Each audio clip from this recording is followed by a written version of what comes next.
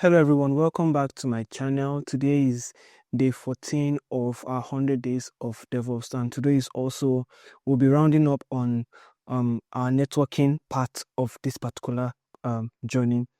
So before I say anything, if you're coming across this video for the first time, so we're trying to cover DevOps and solidify our knowledge of DevOps, and we're going to be doing that in 100 days. So today is day 14, and if you've missed the previous videos, you can check them out on my channel, and you bring yourself up to speed, because just like I always say, whatever video I put out there, whatever thing we learn is built up on what we've learned previously. So it's always advisable for you to check the videos prior to the one that you're currently watching. And also I would implore that you subscribe to my channel, so that when I post all these other videos, when I post a new video, you get an update immediately, so you can see it and then you can add to the knowledge that you have learned. So that's out of the way. So before I proceed, in the past 13 days, today's day 14, the past 13 days we've been covering fundamentals, because one thing most people make when trying to learn DevOps is that they skip the fundamentals and then go straight to things like containerization, container orchestration, infrastructure as code, and stuff like that. And you eventually they find out that they end up struggling, because when you miss the foundations, when you miss the basics, you struggle when you try to do the advanced stuff. So what we are doing is that we are taking it step by step, one day at a time, learning from the bare minimum, like the fundamentals, like the basics, before we go into those core DevOps too. So, and we've covered the fundamentals of Linux, where I talked about different commands, different things you can do with Linux. We talked about bash scripting, which is used to automate things. Then we moved after that. I think from day 8 we started covering networking, which is a very, very fundamental concept in both DevOps, cloud, and tech as a whole. And we've been doing a lot of things. We've covered IP addresses, we've covered OSI model, TCP/IP, DNS, firewalls, network address translation, network gateways. We've done a whole lot, and we'll be rounding up today for the networking aspect of this particular journey. And I thought it to myself, what better way to round up this networking aspect than to do a mini project? So yes, the core of this, the main foundation of this journey we are doing, is to gain hands-on knowledge and not just theoretical knowledge. Yes, it's good to understand theory, how things work, but if you do not practicalize it, and if you do not see the output and things on how things actually come out, the knowledge that you've learned will not be further solidified in your mind. So the best way to actually do that is to actually get your hands dirty, which is what we're going to be doing today. And I've checked through a series of projects that we could actually do to strengthen what we've learned, and I picked out something quite simple, but it still touches a lot of what we've actually covered in the past 13 days. So that project we're going to be doing is that we're going to be building a local multi-host virtual network lab. Yes, so we're building our own network lab. We're doing it locally on VM. So, and I'm just going to give a brief overview of how the architecture of this project will actually look like. So we're going to be using a single VM. Yes, I'm going to assume that this is my VM, my Ubuntu VM. I'm going to be using a single VM, and in that VM, we are going to create something that I'll call a virtual network switch, or a virtual switch. If you followed the video on OSI model, we talked about routers, switches, Ethernet ports, and all of the rest. So we're going to build a virtual network switch. So it's going to be on our VM. So majorly this virtual network switch is what enables different networks to communicate. It's what facilitates communication within different network in a local area. Like I explained, IP addresses when you want to communicate from over the internet, that's from one area to another area. But if you're doing something locally, most times switches are usually used. So we are going to simulate a virtual network switch, and then we're going to create three network hosts. So these hosts are like let's say similar to creating a virtual machine. So instead of having I could have also spinned up 3 virtual machines, but I decided to just use one virtual machine to and simulate 3 hosts within the virtual machine. So I'm going to call this let's label. So I'll call this VNet. I'm going to call this VNet, or let me just call it switch. We call it our switch, our virtual switch. So this is our virtual switch, and this would be, call this host 1,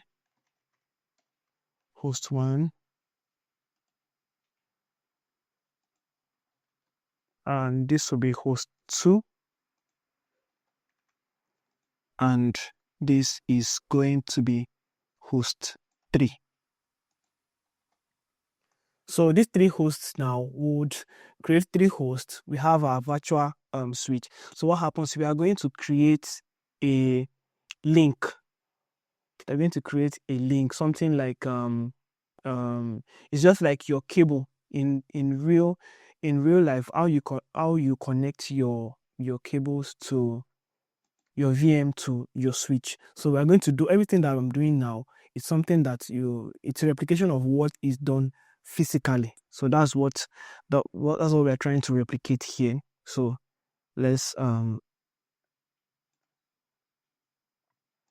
so I'm going to connect this to this. I'm going to copy. I'm just trying to make sure that I am able to explain the architectural diagram very well, so that you can understand what we are trying to do and what we are trying to achieve here. So basically, this 3 hosts will connect to the virtual switch. So when we connect to the virtual switch, it enables all 3 of them to be able to ping or to be able to reach each other, because now they're already a part of a bigger network. And how are we going to do that? We're going to create a big network, like as I explained, it's something called VPC. We have like a larger network, then we take a subnet from the larger network and we assign it to our machine. So it's basically the same thing. We are going to create a subnet from a larger network, a private subnet, of course. I would take a subnet from a bigger network, and then we'll assign static IP addresses to, static or dynamic IP address to all of this. It will not be automatic. We will not use DHCP. We'll assign it static to each of these hosts so that they can be able to reach each other. So we're also going to take it a step further, where we would introduce DNS, would name each host, and then we'll try to resolve, we'll try to ping the host through the names that we've given them. Like if you followed the class on, or if you followed the session on DNS, we explained everything about DNS, how DNS works, how it resolves IP addresses to names, and then would also we talked about firewalls. That was in our last session, which was day 13.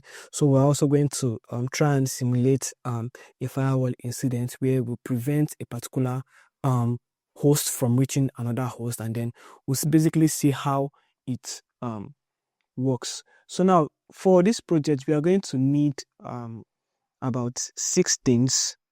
We're going to need about 6 things. Let me create a slide. Another slide. So we're going to need 6 things. So I don't know if my explanation is detailed enough. Basically, we're just trying to see how all the concepts that we've learned in the past couple of days, we're going to see how everything comes together. So the more I do things on the terminal, the more I'm able to explain everything so that you understand the bigger picture. But this is basically how the project is structured. 3 hosts. We're creating 3 hosts on our virtual machine. Then we're going to create a virtual switch where these 3 hosts are going to connect to, and then they will be interacting with each other. This is very, very important in terms of when you create a container, or when you create a VM or an EC2 instance on your Azure, on AWS, and those your cloud platforms. This is basically how things work under the hood. This is what actually happens. So we are trying to simulate all those things manually by ourselves so that we can actually understand, so that it can also help us in troubleshooting. When you have a networking issue, when you get some error messages, you're able to understand the reason why you're having these error messages, and not just understand the reason why, you're also able to understand where and where you have to go to make all these changes or to fix things. So basically, we are learning things from a troubleshooting point of view, and understanding how things actually work under the hood. So we are going to, like I said, we're going to break down each component of this project. So what are we going to do? First off, we are going to work with a namespace. So when we get to Docker, Kubernetes, you are going to hear more of namespaces. So basically, what is a namespace? Namespace is basically like an isolated environment. So it's like a private place where instead of having all of your stuffs all over the place, you create namespace for them. It's just like a folder in a big a folder or a component of a big cabinet. So where you have those small lockers. So this can be likened to a namespace. So this namespace is where all of our work is going to be in. Like I said, when you start doing containers and container orchestration, you are going to really see the importance of namespace. But now that you're seeing this for the first time, when we get to those sessions, it won't be new again, because now you already understand the concept of what namespaces are. And that's why I keep buttressing the point that it's not advisable to skip any video. It's good to watch one video after the other, because whatever we're learning, or whatever we've learned, at some point or the other, we are going to be making a reference to it. So what is a namespace? You create, it's an isolated environment. So whatever is going on in this particular namespace, the people outside the namespace cannot see what is going on. So it's like a private or an isolated environment. So we need a namespace where we are going to do all our work. So the next thing we'll need is a bridge. So a bridge is like the network switch that we're talking about. We're going to put it under a bridge network, because it's what enables us to be able to communicate. Machines will be able to communicate to each other. So we need a bridge network. So like a switch or a router. So it helps to connect multiple interfaces, because we are going to be simulating like real Ethernet interfaces, which we are going to connect everything to the network switch. So that network switch, we are going to use a bridged network. So this is what is going to make all these things talk together. If you are not understanding some of the terms that I'm speaking, or some of the explanations I'm giving, you can watch my previous videos. Most of these things I've actually mentioned it at one point, or I've actually covered it at some point or the other in my previous video. So what we need is virtual Ethernet pair. So what this is, it's just like your normal Ethernet cable. So but this is virtual. Like I said, everything that we are doing, we are creating a virtual representation of what happens physically in your what do you call it, your data centers. So we are doing like a virtual representation of it. So basically this is likened to your normal Ethernet, like your cable. So you know your cable has like 2 ends. So we are going to configure 2 ends of a cable, which is the virtual Ethernet. We're going to configure 2 ends. One end will go to the host, while the second end will go to the switch. So that's the bridge network. So basically this is what we are going to also be working with. Then, like I said, we're going to need static IPs. So we need static IP addresses for all 3 hosts. So we want to resolve them by ourselves. We are not leaving it to DHCP. DHCP is used for automatically assigning IPs. So we don't want DHCP because when you're creating if you're working with your cloud platform and everything, you actually need a static IP address, because when it keeps changing, if you leave your IP address for DHCP, that means regardless of your environment, or whenever you go to an environment, your IP address will change. So how will people be able to reach your application or your software when the IP address keeps changing? So it's very, very important that in a production environment, most times for your critical apps, you need a static IP address, and those IP address, like I said, it's going to be gotten out of a subnet, which we are going to take from a bigger or from a larger network. If you still do not understand this part, you can check out the session on networking. The very first session on our networking phase of this particular journey, I talked about IP addresses, I talked about subnets, I talked about CIDR range, I talked about ports. So you can also check it out, and then you can come back, and then you'll be able to understand better. So we'll also be using firewall, which we talked about yesterday. So we also need firewalls, which we are going to simulate one or two firewall issues just to know how to manage firewalls in your system. And then finally, we are going to work with domain naming system. So we are going to do DNS, which I told you we are going to resolve the host names to the IP addresses. So that's basically the things that we are going to need. So we are going to be working with some tools. I just want to explain everything so that you have a good overview of everything that we are going to do before I go straight into the terminal and start doing things. So I don't just want to jump into the terminal and start doing things and you might not really understand. So I'm taking my time to give a detailed explanation so that you understand the concept before we start working, we start getting our hands dirty. So we're going to be working with some tools, and I've listed some the tools we are going to be working with and what they actually do. So the first tool that we are going to work with is the IP netns. So this just means network namespace. So IP network namespace. So it creates a fake isolated Linux host. That's basically what it helps us do. So we're going to be using this tool to create our Linux namespace. So IP link is used to create network cables and switches and everything. So we're going to use that also. I was also going to use that to confirm some of the configurations that we'll be doing. IP tables, we talked about this in the firewall lesson. Of course, it's the Linux built-in firewall. Then we talked about /etc/host when we were covering our class or our session on DNS. So like I explained, this first it goes to your local host, which is your /etc/host, before it resolves your name going to using a DNS server. So we're going to be needing this. And then the last two we are going to need is the ping. The ping command is basically used to test your network connectivity. So these are some of the tools that we are going to be working with. And I've highlighted this project into 8 steps. So it's better. I always like to make sure that I have everything all mapped out. It helps to keep me in check. So when I know all the steps, I'll be able to follow through one step at a time, and I'll be able to track record. So whenever you want to do a project, this is just a quick advice or a quick one. Whenever you want to do a project, it's best you sit down, have everything all mapped out.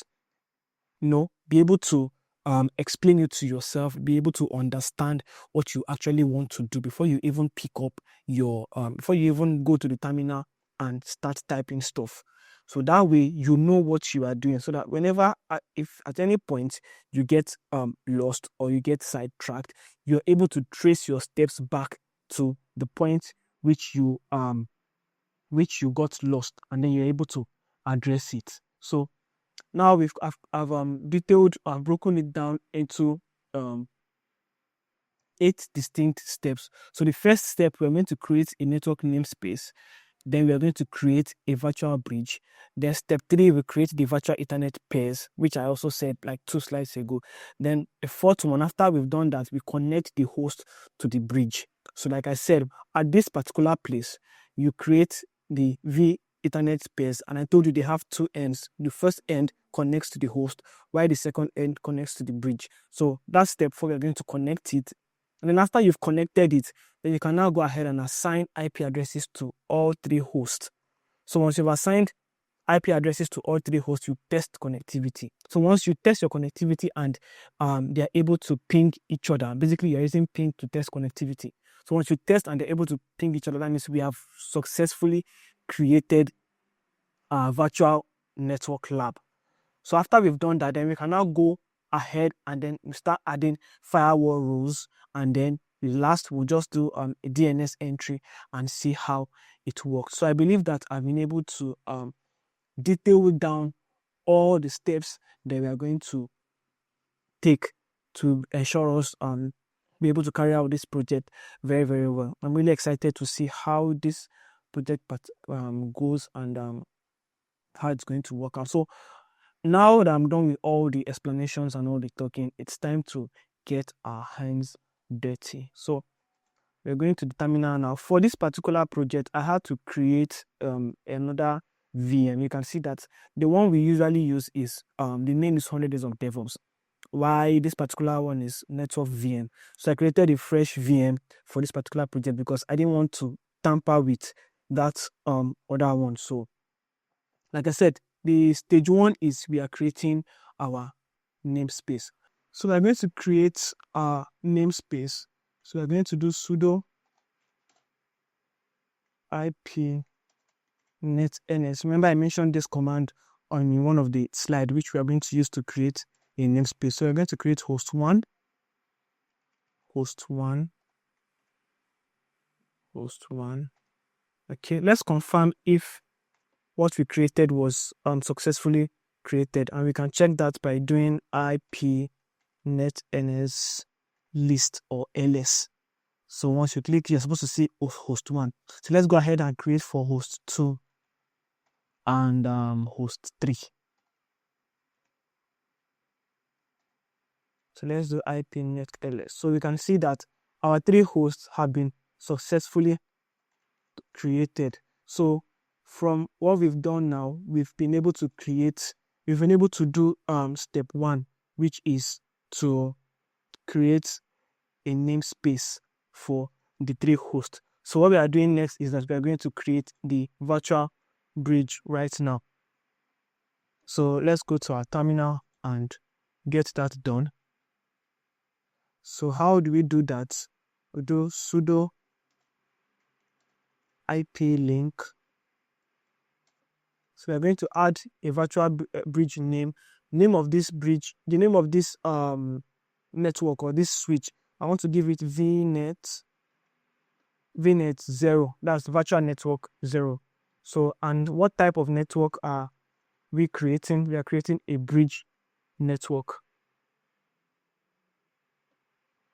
Bridge. So we're creating a bridge network. So sudo IP link add VNet 0 type bridge. So we're creating a bridge network with the name VNet 0. So when I click enter, so let's do IP A. So you can see it here, VNet 0. So this is just to confirm that the VNet 0 was created. But you can see that it's not up. So we have to bring it up. So and how do we bring it up? So we do sudo IP link. They're going to set VNet 0. VNet 0 up. So basically, you are setting this network to come up. So if you notice this, when I click on enter, if I do IPA, you would see that the difference is there. So before here, you can see that VNet 0 had just broadcast and multicast, nothing else. But now it's changed, no carrier, broadcast, multicast, and you can see that it is up. So this no carrier that you're seeing here and this down stick that you're seeing here, it just basically means that yes, the switch is already up, the virtual network is already up, but there is nothing connected to it. There is no host connected to to it. So by the time we connect the host to it, you would see that the output will be different. So we've done this step 2. So you can see that it's something that is not really difficult and doesn't really take time. So the third step is to create the virtual Ethernet pairs, because how can you connect your host? Now you've created your host and you've created your switch. So how do you connect the host to your switch? You need to create your Ethernet pairs, which, like I explained, one end goes to your host and one end goes to your switch. So that takes us to step 3. We're going to create VNet pairs. So we're going to create three VNet pairs, one for each host. So let's go to our terminal and do that. So how do we do that? Since I don't want to use I've been creating things manually, typing the command 3 times, but now I want to automate everything. So I'm going to use a for loop. So if this is coming strange to you, you can check my video on bash scripting. So for I in 1, 2, 3, do sudo IP link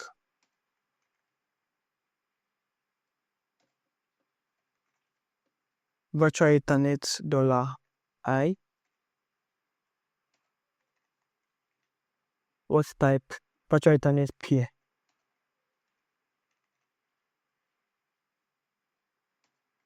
So I'm going to give it a name.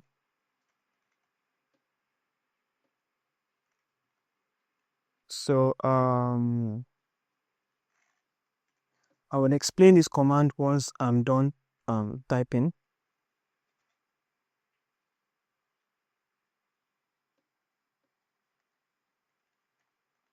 Okay. So let's do IPA. Awesome. So let me explain this command. Now for I in, this is just a loop. So what it does is that I'm creating 3 hosts. So that's why I have 1, 2, 3. So if I had like 5 hosts, I would type 1, 2, 3, 4, 5. So what it does is that a for loop, basically a loop does something continuously until a criteria is met. So this loop is going to run 3 times. And what is it doing?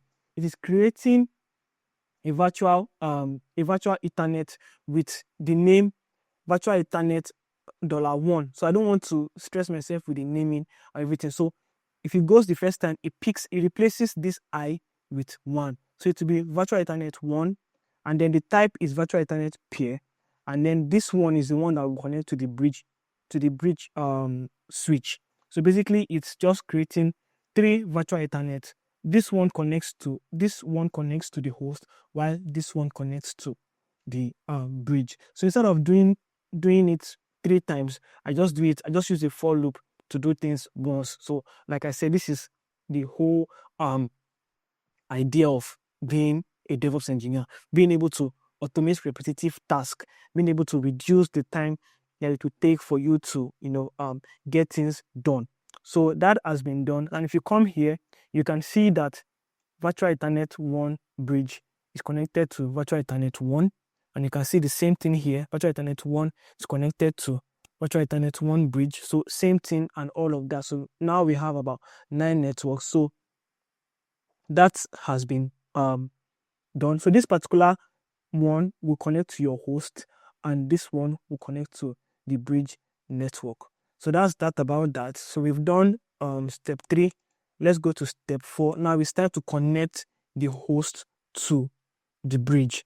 So let's do that. Let me clear my screen.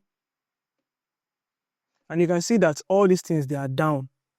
That's because we've actually not done any major connection. We've not connected it, we just created it. So by the time we start connecting it, you start seeing some things. We've not even added an IP address. So by the time we start doing all those things, you will see that some things will start changing. So what we do now is that we connect. So how do we connect?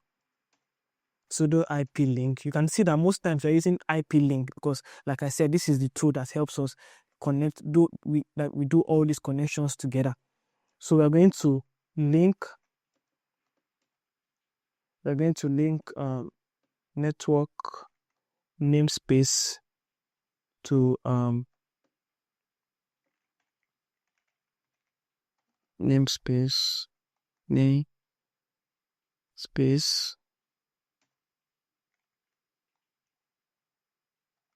Okay, so we are going to connect virtual Ethernet 1 to the network namespace of host 1. So basically, like I said, we connect one end to the host, then we connect the other end to the switch. So we are connecting this end, this particular part of the virtual Ethernet to host 1.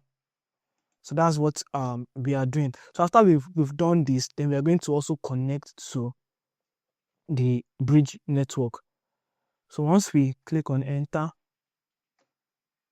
so we can also do for 2 connect to host 2, and then we do for host 3 and we connect to host 3. So click on enter. So when I do IPA, so if you notice now, before we were seeing about 9 different entries here, but now we are seeing only 1, 2, 3, 4, 5, 6. So what happened to the remaining 3? Once you've connected the virtual Ethernet to the host, it leaves your main system, because you know that this is like the main virtual machine. What we did was we just created 3 namespaces. So once you connect to the host, it leaves your main virtual machine and goes to this host. So how can we check it? There's a command for us to check it. So I'll do sudo. Let me clear my screen first, see if I can remember it. Sudo IP network namespace. We want to exec to host 1. So what this is doing is that now we are going into whatever this exec command means, that we want to execute a command in the namespace of host 1. So let's see if it's going to work. Okay, great. So you can see that virtual Ethernet is already here. So this is your loopback, and this is your virtual Ethernet that we created. So you can see now we are in the space of host 1. If I can check for host 2, I can check for host 2. So you can see virtual Ethernet 2. So it moves from your main virtual machine to those hosts that you've already assigned. So now that we've already connected the first part to the host, what we do now is that we connect the second part to the switch. So how do we do that? We do sudo IP link. We're going to set virtual Ethernet. That's the other one we created for the switch, for the bridge network. We're going to connect that also to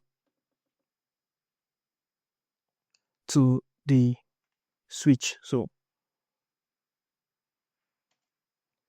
master vnet 0. So we created a virtual network which is vnet 0. Now we are going to connect the second leg of the virtual Ethernet port that we created for host 1. We're going to connect it to the switch. So we're just going to repeat the same thing. So we connect this one, then we'll change this one to number 2, then we connect, and then we change this to 3, then we connect. So basically we've connected. Now we've successfully connected both ends of the virtual Ethernet to the host and to the network. So let's see if we can confirm that. Okay, so now you can see that if you see this one, you can see it here. master vnet 0. So you can see master vnet 0, which we defined here. So it shows that it has been connected, but you can see that it is still not up. So what we do now is that we bring each network up. So let's bring each network up. And how do we do that? So we do sudo IP link set virtual Ethernet 1 bridge. So we are bringing this network up. So as I click on enter, let me confirm if it's worked. So you can see that for number 4, you can see now it's up. While the other ones are not, they are not up yet. It's still showing lower layer down because no activity has actually been carried out. You will see no carrier also. So no activity has actually been carried out, but you can see that the this other end of the Ethernet, virtual Ethernet is already up. So let's go ahead and do for the other 2. So let's bring the second one up and let's do for the third one. So let me clear. Let me do IPA. So you can see all 3 are up. So with that, we've carried out step 4. So now we've created our namespace, we've created the virtual bridge, then we've created the virtual Ethernet pairs, and then we've been able to connect the host to the bridge. So everything is going perfectly well now. So the next thing we're going to do is that we'll assign static private IPs to each of the hosts. So I'm going to use let me go back here. So what I'm going to do is that I'm going to come back here. I will use something really straightforward, not complicated. I'm going to use 10.0.0.0. So yes, I'm going to do this /24. So basically this means that when I have /24, that means I have 256 usable IP addresses under this subnet. So in the class, in our session on subnet, we already covered this. So I'm going to copy this. I'm going to assign IPs to, so I'm going to give this .2. I'm going to give this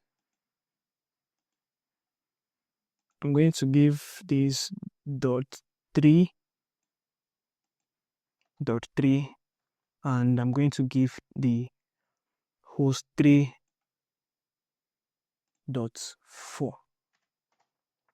So you might want to ask, why are we starting with .2? Why not .1? So if you have been following this challenge or this journey, you will understand the reason why I didn't give any of these hosts .1. And take a wild guess. If you guessed that .1 was used as the default gateway, then you're very correct. So .1 is our gateway IP address. So that's why you have to start assigning from .2. So that's why I gave this .2, .3, and .4. So we're going to assign IP address of 10.0.0.2 to host 1, 10.0.0.3 to host 2, and 10.0.0.4 to host 3. So let's go back to our terminal and then let's start assigning IP addresses.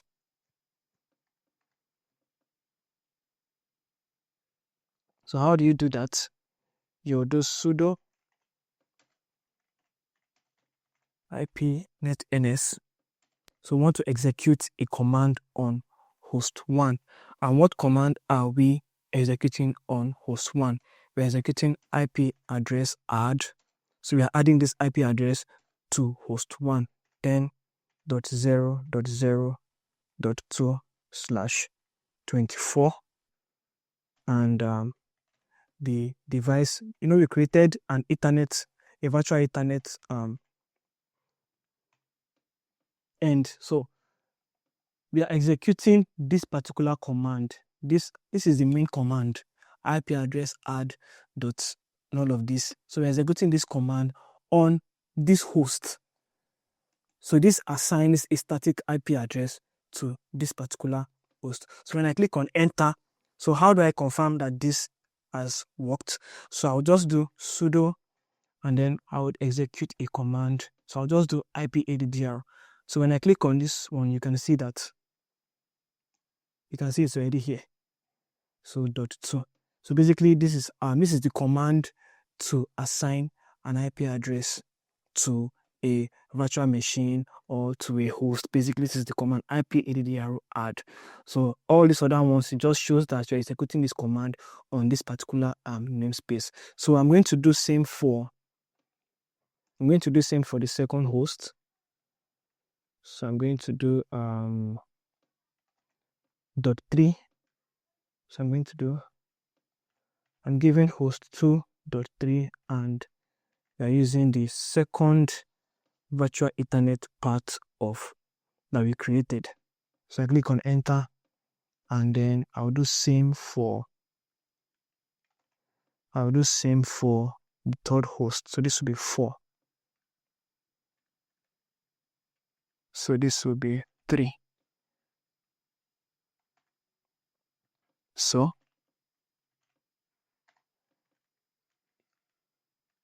then I do this. Host 1, it has its IP address. So when I do for host 2, you can see that it has its IP address. And when I do for host 3,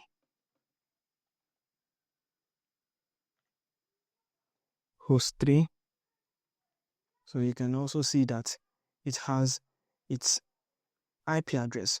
So now that we've already done this, what do we do next? We need to now turn the interfaces up. So we're going to turn everything up now. Like I said, it has been down for all this while. You can see that it's down. You can see that it's down. So let's turn it up. So I'm also going to be using I'm also going to be automating that. So for I in 1, 2, 3, do sudo IP netns host $I. So that's either $1 or $2, either host 1 or host 2 or host 3. So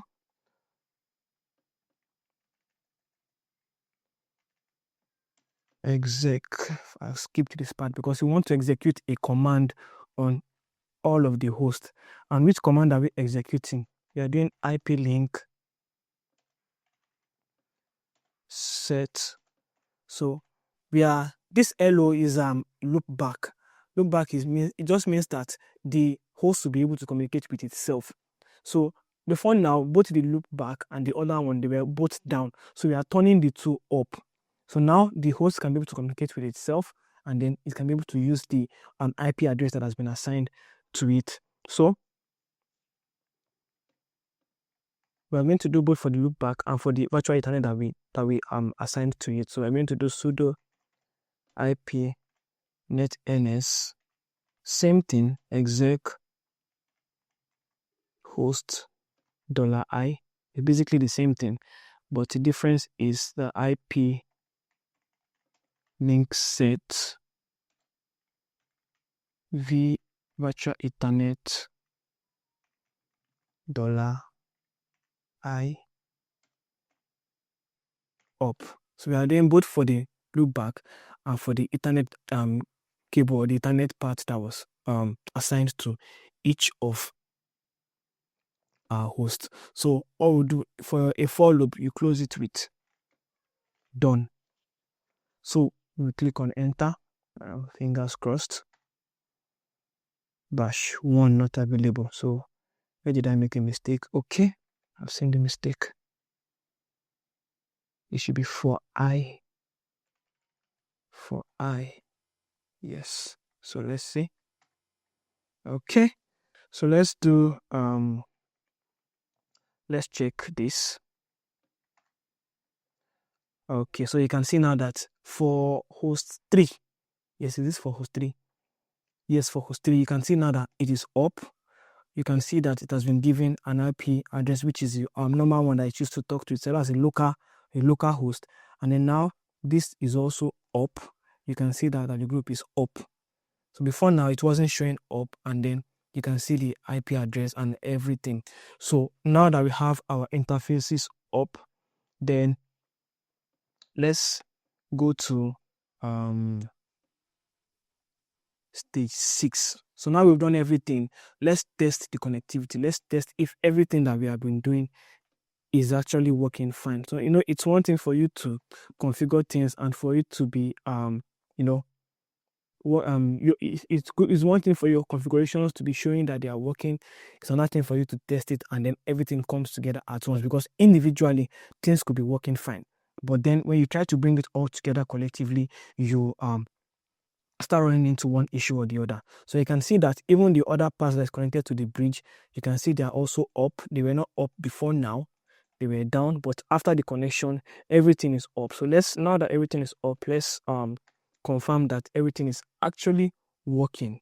So I'm going to ping host 2 from host 1.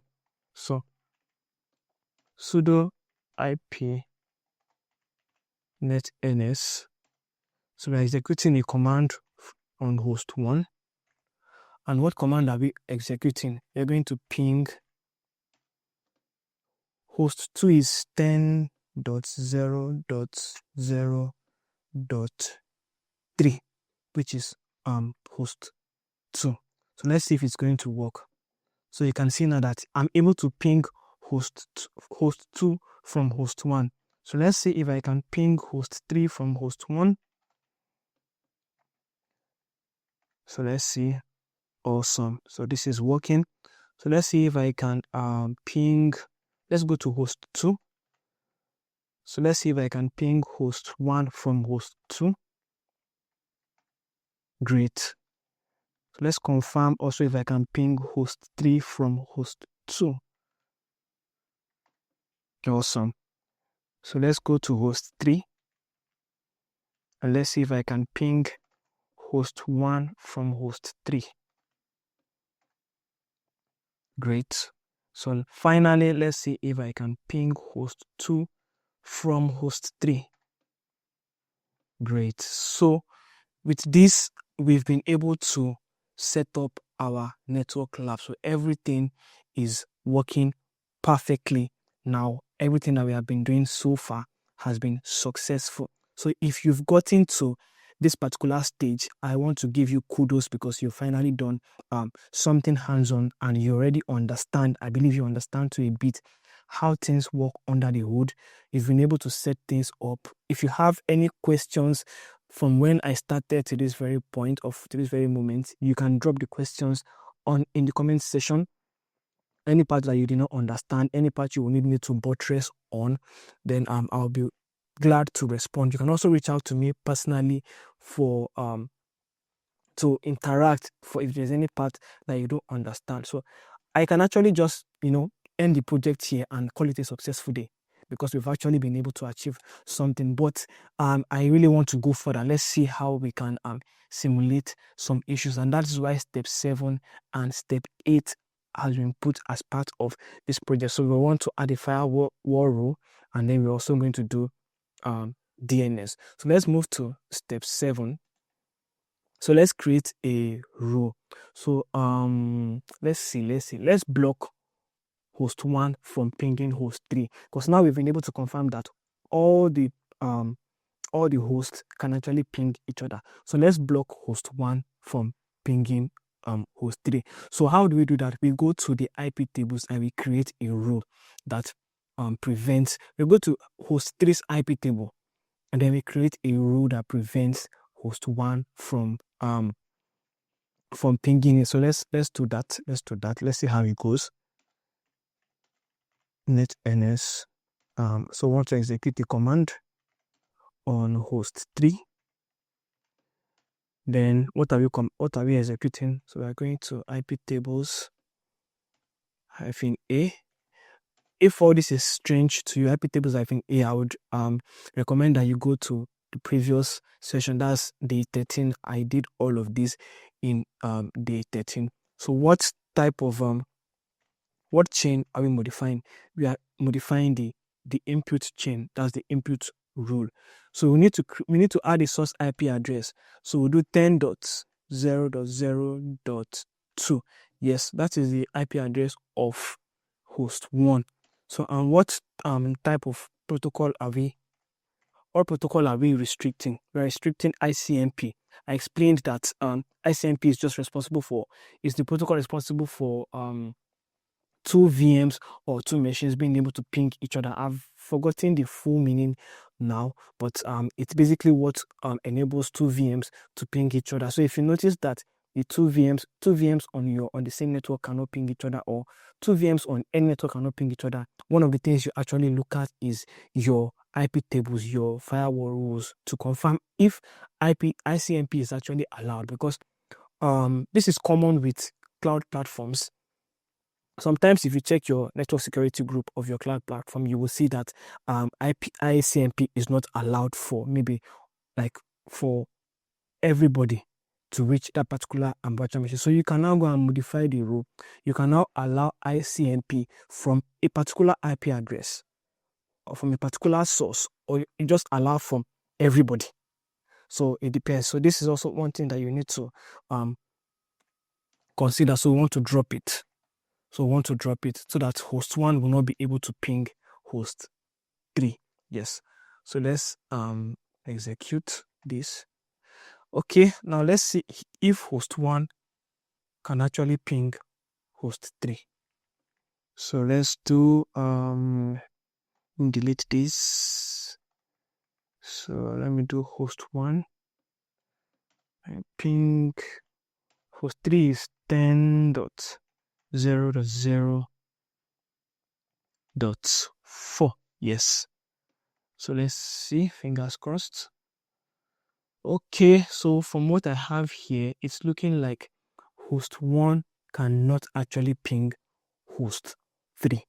So let's confirm if I'm just making this up. Let me see if host 1 can ping host 2. So you can see that host 1 can actually ping host 2, but host 1 cannot ping host 3. Let's see if host 3 can ping host 1. So let's see host 3, host 1, which is 10.0.0.2.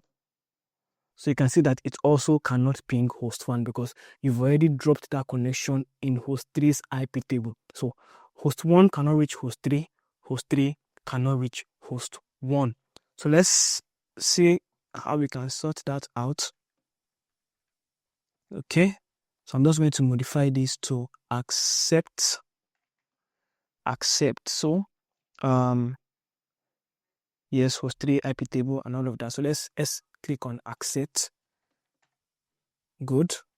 So let's see if host 1 can ping host 3 now. Okay, host 3 is 0.0.4. So let's click on enter. After accepting it, host 1 can still not ping host 3. This is one of the troubleshooting issues that we encounter. So we can see that host 1 can still not ping host 3. What then is the issue? We've already accepted it. We've changed from drop to accept. So, but it's still not pinging. Why is that? Let's track back, or let's take a step back. Let's understand that this IP table that we modified host 3's IP table. So basically the issue might be coming from host 3's IP table. So now we have to verify what is in host 3's IP table. So you know the command to check IP table. So IP tables hyphen list, that's L, then N and hyphen V. But we are not just running this on any of the like your VM. You're not just running it like generically. So we have to tailor this to host 3. So sudo IP netns exec host 3. So this is, we're checking host 3's IP table. So now you can see that in the input, you can see drop, you can see accept. Now, since it's showing accept, why it's supposed to still go. So I just want to use the chance to explain something. On your IP table, it checks the rows from top to bottom. So whatever row comes first, that is what it is going to, stick with. So from what I have here, the drop row comes first, or the drop policy comes first before they accept. So when host 1 is trying to reach host 3 checks its IP table. And then once it gets to the IP tables and sees that the first rule coming from this particular IP address is drop the connection, don't accept it. It doesn't even bother to check if there's any other rule that pertains to this IP address. It just takes that first rule and it executes it. So that's actually what happened. It's not as if the command that I used is not working, but it's just based on the rule. It's just based on the rule. So there are two ways to actually go about it. So basically now what is in host 3's rule is, host 3 is saying whatever packets coming from host 1, the first thing you have to do is to drop it. Drop any ICMP packet coming from host 1, drop it. So now there are two ways you can remedy this. You can clear up your IP table and then do it again, or you can either you can move your accept to be first and delete the drop. So for the sake of this particular project, we're just going to delete the drop policy. So how are we going to do that? We're going to let's list all the policy first. So what are we doing here? IP tables, we are listing all the input policy, and then we are going to give them numbers.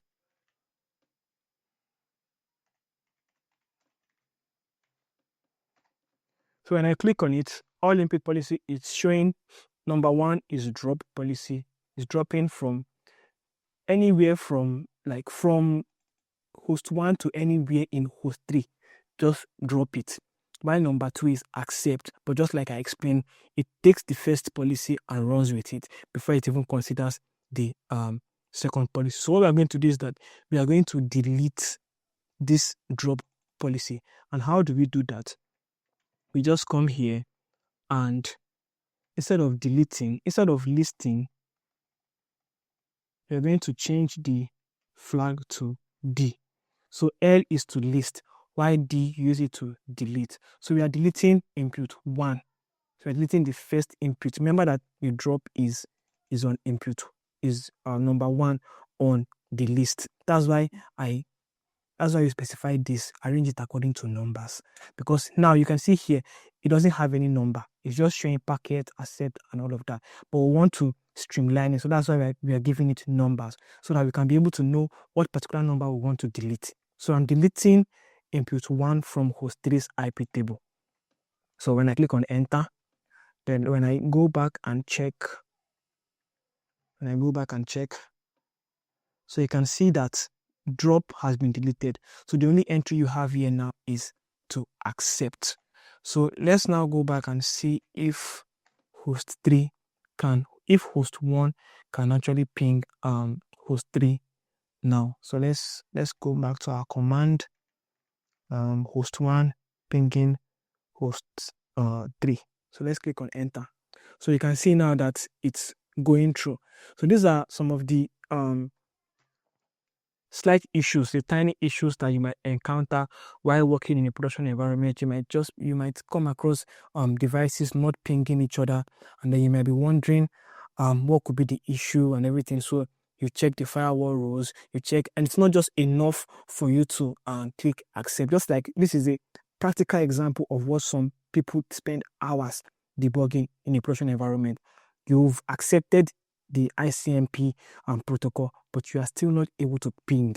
So you have to check your IP tables. Is that protocol really like the top? So you have to make sure that you arrange your protocols the way you want the host to actually follow it. In your cloud platforms like I think Azure, the lower the number, the more priority is given to it. For example, now if you have a protocol which is number 53, and then you give another protocol number 105, when your VM is checking its IP table or its list of rules, it will address the number 53 first before it addresses the 125, because that number is relatively smaller than the other one. So basically, these are some things that you need to actually know. So now that we've had a little troubleshooting issues with our firewall, let's take the last step on of our project. So which is to add DNS entry. This is quite easy. So let's see, we've worked on host 1, we've worked on host 3. Okay, let's do something with host 2. So let's do sudo IP netns. So we want to execute a command on host 2, and we want to execute a bash command. So this is just basically you are creating a bash environment for it, a bash shell for it. So, and this command, what command do we want to execute? We want to echo 10.0.0.4. So we want to let's resolve in what name should we give? Let's say www.vertrax.com. So let's close it. So we are going to put that in the /etc/host file. So what did we do? This is a command that you would naturally run if you are on your normal Linux shell. So this command actually, it puts this entry into this particular folder. We did that. I covered this on the first day of this particular challenge, where I showed different ways of writing into a file. This is one of the ways. You can use your echo to write into a file. Also said you can use your cat command to write into a file. Also, I said you can use the Vim editor to edit and write into a file. So now I'm creating an entry. I'm mapping this domain name www.vertrax.com to this IP address, which is the IP address of our host 3. So let's see. Okay, let's see if it's actually there. So let me delete this. Let me delete this and say cat. So you can see that it's there. So now whenever we try to ping this particular domain name, we should get a response. Whenever we try to ping host 3, which is on this IP address, we should get a response. So let's try it out. Let's try it out. So first off, let's ping the IP address of our host 3, 10.0.0.4. We already did this earlier, but just for the sake of clarity. So when I ping it, you can see that it's going through. Now let me try and ping our domain name .vertrax.com. So you can see that it's also working fine. So I believe you've been able to gain so much from this particular project that we've done. We've covered, we've come a long way. We've covered everything on Linux fundamentals. We've also done a whole lot on networking, and we've wrapped it up with a very, very simple but also interesting project. And I hope that this project has been able to solidify some of the knowledge that you've been exposed to in the last couple of days. So, and this is a wrap up of our networking aspect of this particular journey. So tomorrow we'll be starting with version control system and some other things. So I'm going to see you again tomorrow. Don't forget to subscribe to my channel. Don't forget to like. Don't forget to turn on the notification bell. Very, very, very important. So when I post tomorrow's video, you're able to receive it firsthand. So I'm going to see you again tomorrow. Cheers.